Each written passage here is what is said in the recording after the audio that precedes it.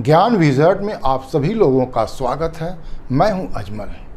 पिछले वीडियो में वर्तमान काल और उसके भेद के बारे में विस्तार से पढ़े थे। आज भूतकाल और उसके भेद के बारे में विस्तार से पढ़ेंगे। भूतकाल का मतलब है वह समय जो बीत चुका है। मीन्स यहाँ पर क्रिया का कार्य बीते हुए समय में होगा।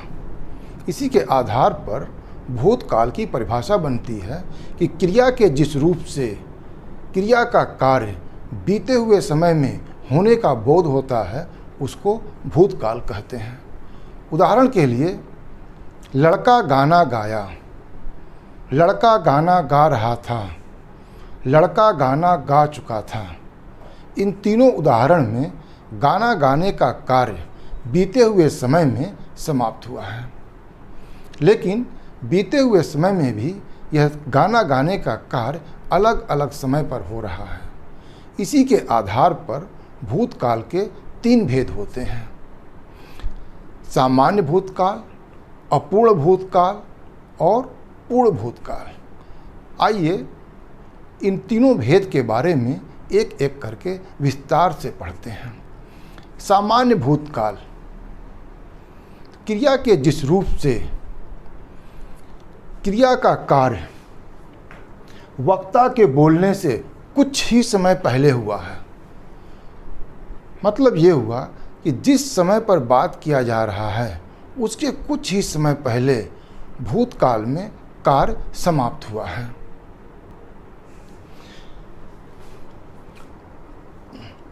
यहाँ पर क्रिया के अंत में आ, ई और ए आता है। उदाहरण के लिए, लड़का विद्यालय गया। यहाँ पर देखिए गया आ आया। लड़की विद्यालय गई, ई आया। लड़कियाँ विद्यालय गईं, ई आया।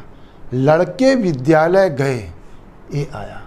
तो क्रिया के अंत में आ, ई और ए आता है और इससे सामान्य भूतकाल को पहचान सकते हैं।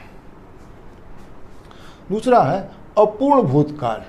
तो क्रिया के जिस रूप से क्रिया का कार्य भूतकाल में आरंभ हुआ लेकिन भूतकाल में अभी समाप्त नहीं हुआ बल्कि भूतकाल में वह कार्य चल रहा है, उसको अपूर्ण भूतकाल कहते हैं। इसको पहचानने के लिए कर्ता को ने विभक्ति नहीं लगती। मीन्स कर्ता के बाद कभी भी ने नहीं आएगा और क्रिया के अंत में रहा था, रही थी या रही थी और रहे थे आता है। उदाहरण के लिए, लड़का विद्यालय जा रहा था, लड़की विद्यालय जा रही थी, लड़कियां विद्यालय जा रही थीं, लड़के विद्यालय जा रहे थे। तो यहाँ पर सभी उदाहरण में क्रिया के अंत में रहा था, रही थी और रहे थे आता है। इसी के अनुसार अपूर्ण भूतकाल को पहचान सकते हैं। तीसरा है पूर्ण भूतकाल। तो क्रिया के जिस रूप से क्रिया का कार्य भूतकाल में समाप्त हुए काफ़ी समय हो गया है।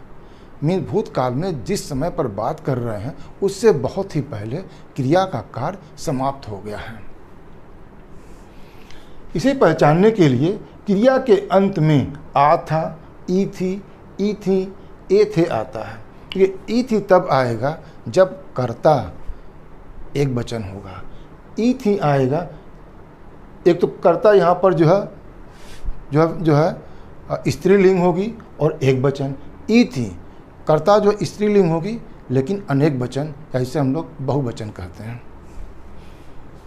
लड़का विद्यालय गया था, लड़की विद्यालय गई थी, लड़कियां विद्यालय गई थीं, लड़के विद्यालय गए थे। तो यहाँ पर देखेंगे इस एग्जाम्पल के उदाहरण के अंत में आ था, ई थी और ए थे आता है। तो ये था भूतकाल और भूतकाल के भेद के बारे में विस्तार से जानकारी। ये वीडियो आपको कैसा लगा आप कमेंट बॉक्स में लिख करके ज़रूर बताइए। अगर ये वीडियो आपको पसंद आया तो आप इसे लाइक कीजिए, दोस्तों के साथ शेयर कीजिए और मेरे चैनल को सब्सक्राइब कीजिए, जिससे न्यू वीडियो अपलोड होने पर आपको नोटिफिकेशन मिलता रहे। इस वीडियो को देखने के लिए आपका धन्यवाद।